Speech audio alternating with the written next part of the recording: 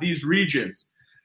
Prior to joining the organization, he worked in the fintech sector in Argentina, where he experienced firsthand the need for alternatives to the country's struggling financial system.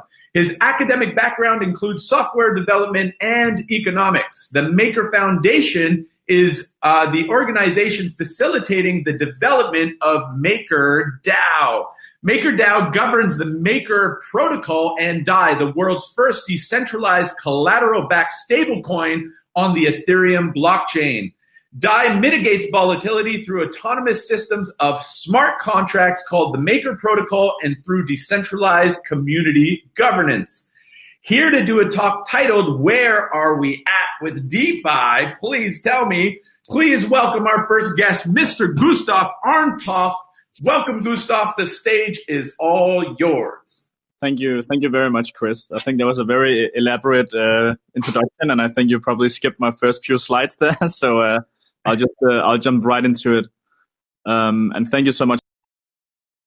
Perfect. Yeah. So today it will be a relatively short presentation. There's a lot of really great speakers lined up for the daily event. So today I'm going to go through the current state of DeFi, a little bit about what's happening right now, what are some of the progressions we have seen lately, and where are we at with this whole decentralized finance space.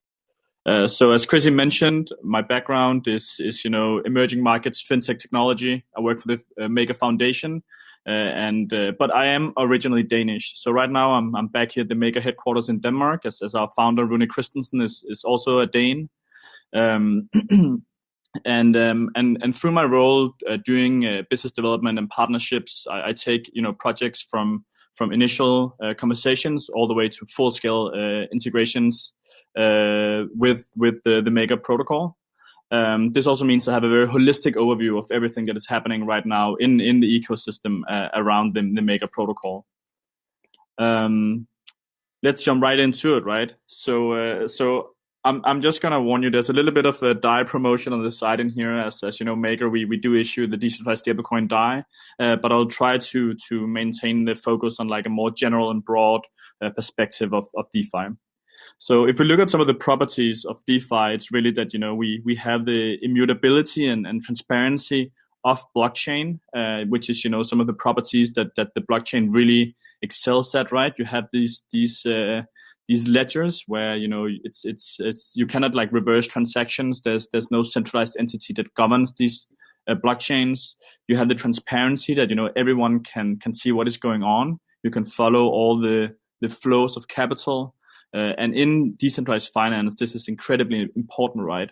That means that you at any given moment can take a look into these different protocols, and you can see what is the state, what is the risk of them, what is this things such as their collateral ratios, their assets under management, and how are these protocols actually performing, right? One thing that DeFi really has added as like one of my favorite attributes of the technology, right? That is the unbiasedness of the protocols.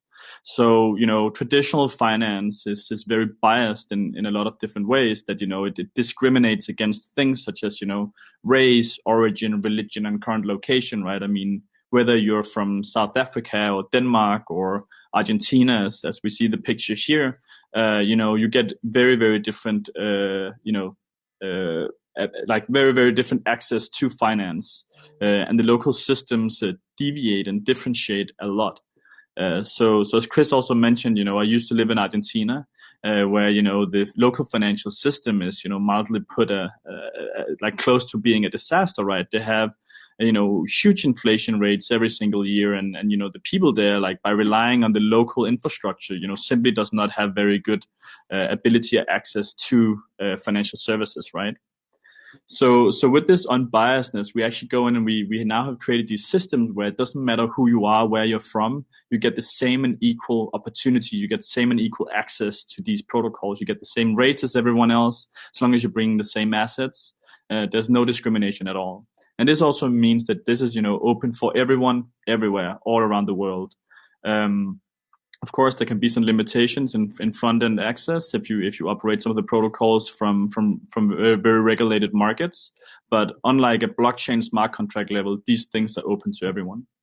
this also comes up to like the question, where do we need this? I mean, of course, there's a lot of people around the world who would want, to exclude themselves from traditional finance because they don't believe that this is a fair system. This is not a system that is made to benefit everyone. It's really, only, the people on top of the hierarchy, they get the best services. But so it's something that is definitely applicable everywhere. But one of my personal big passions, and also one of the big mission statements we have going on at Maker, is that we really want to make this accessible to people in emerging economies.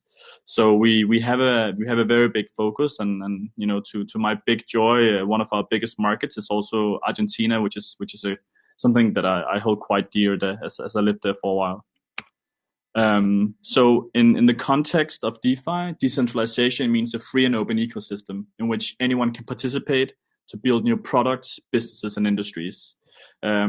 I want to take a very, very good example here, like an analogy of something that happened, like a few years back in India, where the Ethereum Foundation, they were doing a hackathon.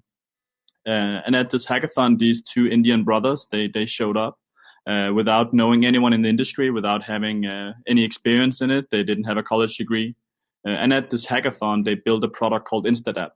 InstaDApp has now become one of the most popular arbitrage protocols between some of these DeFi projects, right? So you can basically arbitrage between different rates and different protocols.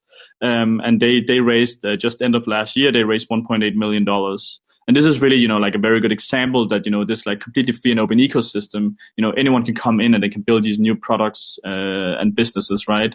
And anyone can participate. It's completely open and global by default. So that is like super interesting. If we look at like where DeFi has come lately, since May, where, we were around $1 billion in total value locked. So, basically these financial protocols, they have assets going around inside of them. And then to this day, just 90 days later, you can see on the graph, especially around mid-June, it started going up heavily. We are now at $4.32 billion. So we've had, a massive uptake in capital inflows into these protocols. And this has, been like a very big testament to a lot of the innovation that has happened lately. So right now, there's simply a huge opportunity for people to not only make profits and great returns, but also to build products that people are willing to test out. And there's like, it's probably the most hyped, phenomenon in the whole blockchain and cryptocurrency space at the moment. If we take a look at some of the protocols that operates in here, right? Because now, with all of these different protocols here, you can see there's actually a lot of different things. So like decentralized finance covers like a variety of different projects and protocols. You can see Maker, for example, which is the foundation behind the project that I work for, the MakerDAO project. We're the number one project here in terms of assets under management. This picture is a few days old. I think we're around 1.3 or 1.4 billion now. But you can see like some of the top ones are lending and derivatives protocols. But right after that, we actually also see what you call decentralized exchanges, who has been making a massive incremental, like they have been very, very increasing in terms of like assets in them lately. A lot of them, they operate under some of these things called like an automated market maker.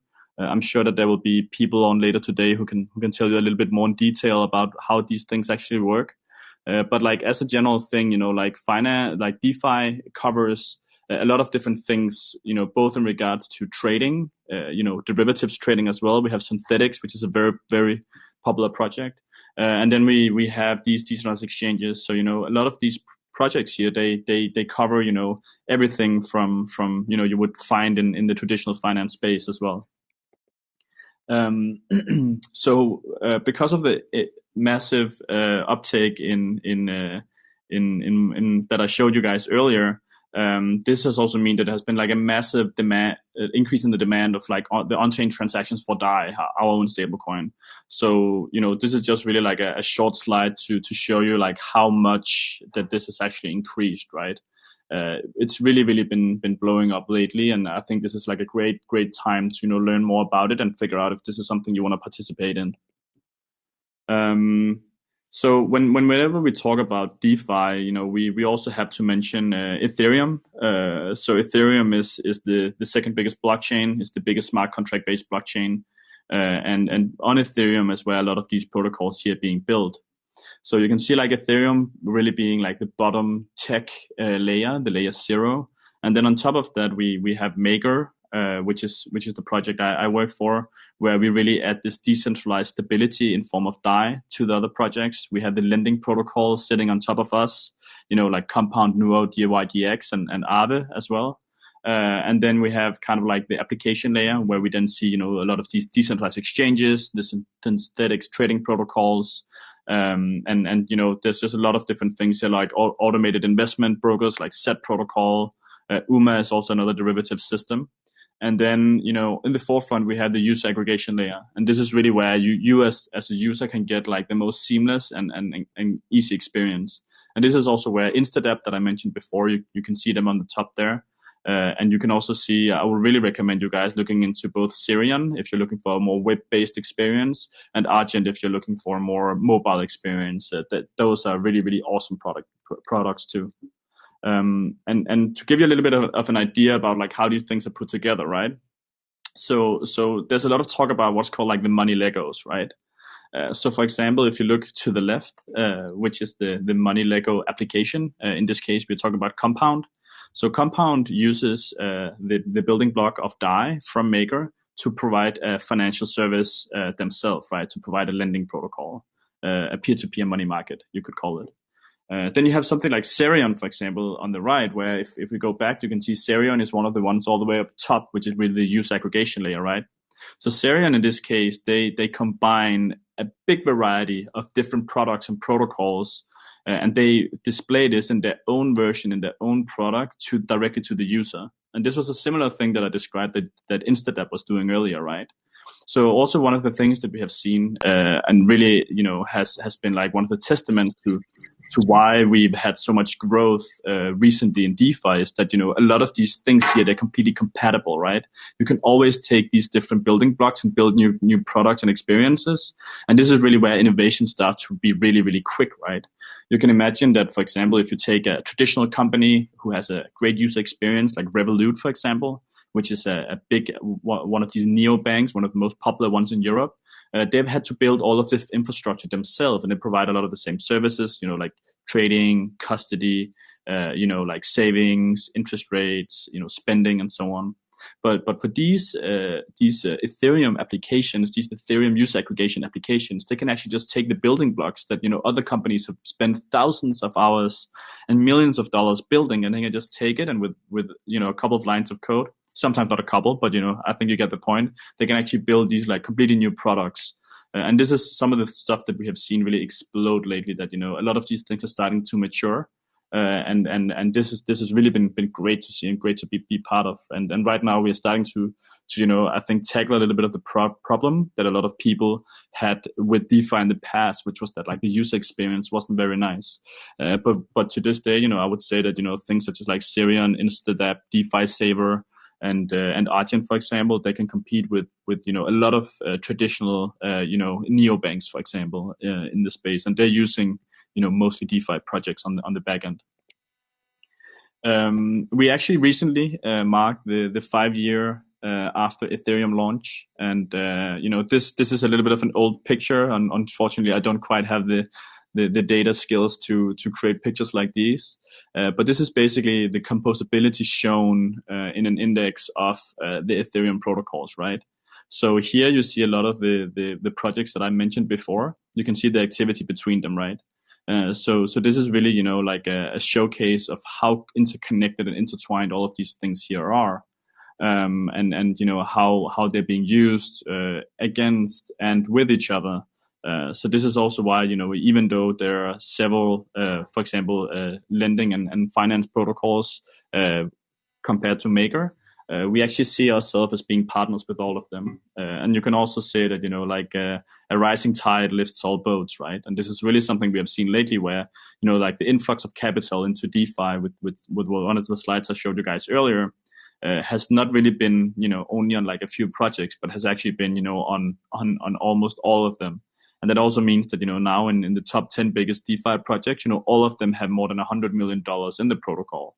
And I think this is something that you will get a lot more knowledge into some of these products later today. But I think this is something that is very, very good to keep in mind.